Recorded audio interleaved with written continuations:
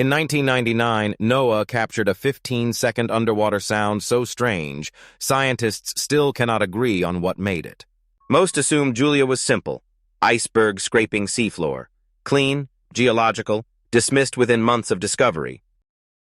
The signal traveled across 3 separate hydrophone arrays simultaneously. Its frequency profile matches no catalogued geological event. The sound rose in pitch, a biological signature. No known iceberg does that.